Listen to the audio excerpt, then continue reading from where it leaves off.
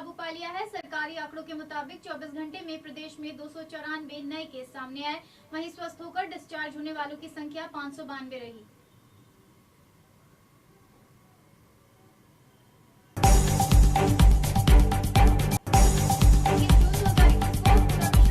अंतर्राष्ट्रीय योग दिवस मना रहा है। इस अवसर पर उत्तर प्रदेश के मुख्यमंत्री योगी आदित्यनाथ ने भी प्रदेशवासियों को बधाई दी। उन्होंने ट्वीट करके कहा कि अंतर्राष्ट्रीय योग दिवस की आप सभी को बहुत बहुत बधाई और आप शुभकामनाएं।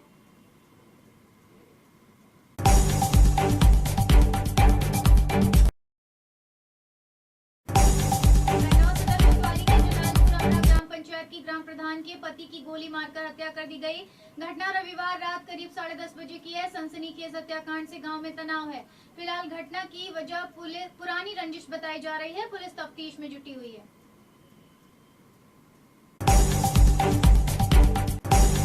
मुख्यमंत्री योगी आदित्यनाथ ने कहा है कि कोरोना वायरस से बचने के लिए टीका अहम भूमिका निभाएगा। इसलिए 21 जून से टीकाकरण का नया चरण शुरू हो रहा है।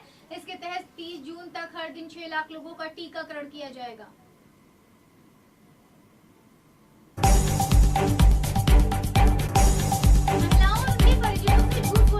शादियां करने वाले ढोंगी बाबा को सबक सिखाने के लिए उनकी अन्य पत्नियां भी 5वीं पत्नी के संपर्क में आ चुकी हैं।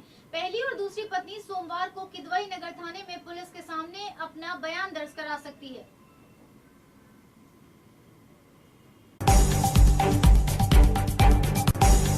तनाव को दूर करने का सबसे बड़ा उपाय मुस्कुराना है। जीवन में कितनी भी कठिनाई आए, हंसना नहीं छोड़ना चाहिए। मुस्कुराइए, ठहाके लगाइए, तनाव खुद ब खुद दूर हो जाएगा।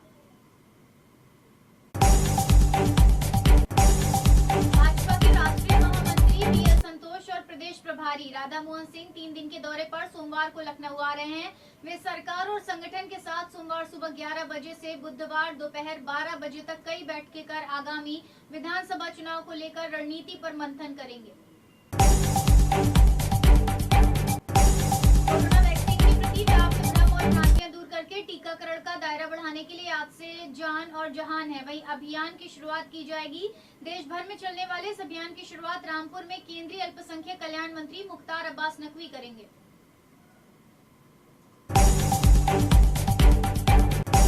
कानपुर में एक हैरान करने वाला मामला सामने आया। यहाँ पनकी के रहने वाली दंपति ने झूठ बोलकर अपनी किन्नर संतान की शास्त्री नगर निवासी एक युवक से शादी करा दी।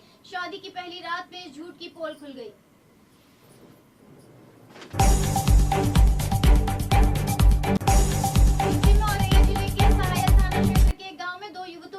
गहरी दोस्ती प्यार में बदल गई। 14 जून की रात दोनों युवतियां साथ जीने मरने की कस्में खाते हुए घर से निकलकर दिल्ली जा पहुंची।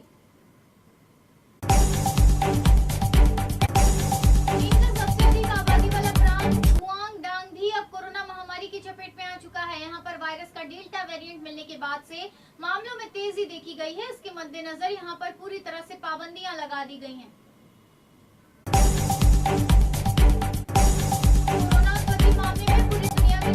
चीन है और अब इस मामले में अमेरिकी सुरक्षा सलाहकार जेक सुलिवन ने रविवार को चीन को धमकी दी है कि यदि बीजिंग की ओर से मामले में सहयोग नहीं किया तो इसे अंतर्राष्ट्रीय समुदाय में अलग थलग रहना होगा।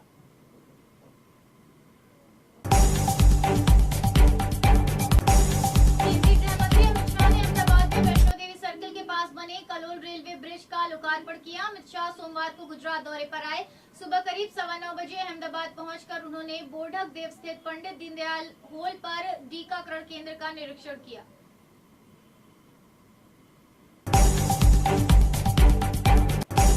भारतीय जनता पार्टी के शीर्ष संगठन ने उत्तर प्रदेश विधानसभा चुनाव 2022 का रोड मैप तैयार करना शुरू कर दिया है। लखनऊ में भारतीय जनता पार्टी के राष्ट्रीय महामंत्री संगठन बीएल संतोष के साथ ही उत्तर प्रदेश के प्रभारी पूर्व केंद्रीय मंत्री राधा मोहन सिंह ने मोर्चा संभाल लिया है।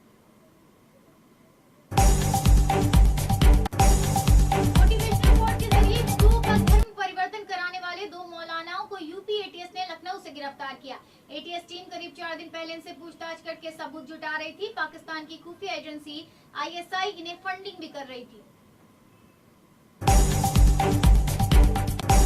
Manoj Vajpayee starrer the family man release होने से ही दर्शकों के दिलों पर छा गए। पिछले महीने रिलीज हुई इस सीरीज का जादू लोगों के सर चढ़कर बोल रहा है। आलम यह है कि दर्शक अभी से इसके तीसरे सीजन का इंतजार करने लगे हैं।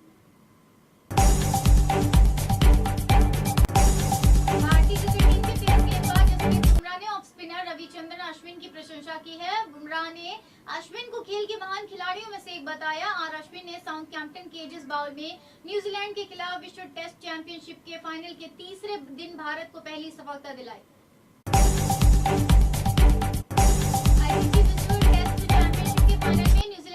भारतीय टीम के तेज गेंदबाज ईशांत शर्मा को एक सफलता मिली। इसी के साथ उन्होंने एक खास दोहरा शतक पूरा कर लिया और वो एक स्पेशल क्लब में शामिल हो गए। अरब लीग यानी कि AAL के महासचिव अहमद अबुल गित ने यूरोपीय संघ EU के एक शीर्ष अधिकारी स्वेन कूपमैन के साथ बातचीत की है। इस दौरान उन्होंने दशकों से चल रहे फलस्तीन इजरायल संघर्ष पर चर्चा की।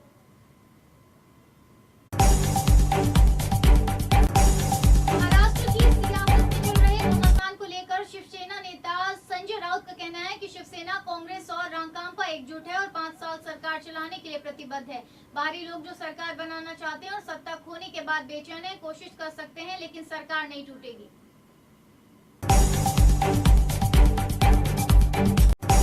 उत्तर प्रदेश के गाजियाबाद में मुस्लिम बुजुर्ग से मारपीट और अभद्रता के मामले में ट्विटर ने पुलिस की नोटिस का जवाब दिया है। इसमें ट्विटर इंडिया के MD महेश माहेश्वरी ने कहा कि विवाद से उनका कोई लेना देना नहीं है, हम ऐसे टॉपिक को डील नहीं करते। दुनिया ने आज अंतर्राष्ट्रीय योग दिवस मनाया। वहीं देश में प्रधानमंत्री नरेंद्र मोदी के संबोधन के साथ इस आयोजन की शुरुआत हुई। हालांकि इसी बीच कांग्रेस नेता अभिषेक मनु सिंघवी ने एक ट्वीट पर विवाद खड़ा हो गया। उन्होंने ट्वीट किया, लॉकडाउन खुलने के बाद फिल्मों की पूरी शूटिंग फिर से पूरी हो चुकी है और अक्षय कुमार अपनी अगली फिल्म रक्षाबंधन के सेट पर लौट चुके हैं। बहन भाई के खूबसूरत रिश्ते को रेखांकित करती फिल्म अक्षय ने अपनी बहन अलका भाटिया को समर्पित की है।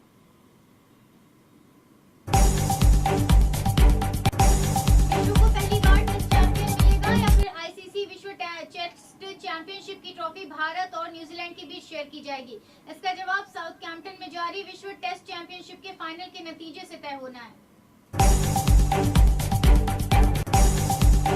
पार्टी के बेरोजगारी सियासी गलत थमने का नाम नहीं ले रही। पार्टी में दो फाड़ हो गई है। चिराग गुट और पारस गुट अपने अपने हिसाब से पार्टी पर दावा कर रहे हैं। वहीं पशुपति पारस के साथ अपने अन्य सभी सांसदों ने मिलकर पार्टी पर कब्जा कर लिया है।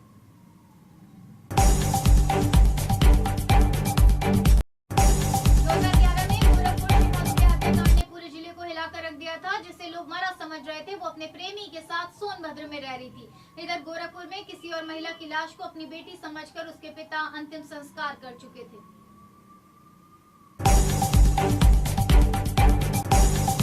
जिले के नानपारा में पुलिस व तस्करों के बीच रविवार देर रात मुठभेड़ हो गई। मुठभेड़ के दौरान बदमाशों ने पुलिस पर फायर झोंक दिया।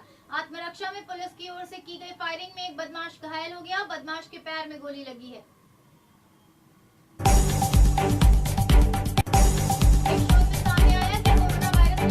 पुरुषों के स्पर्म को कमजोर किया है। इससे प्रजनन क्षमता प्रभावित हुई है। इराक के शोध को आधार बनाकर BRD मेडिकल कॉलेज की माइक्रोबायोलॉजी विभाग की टीम इस विषय पर शोध कर रही है।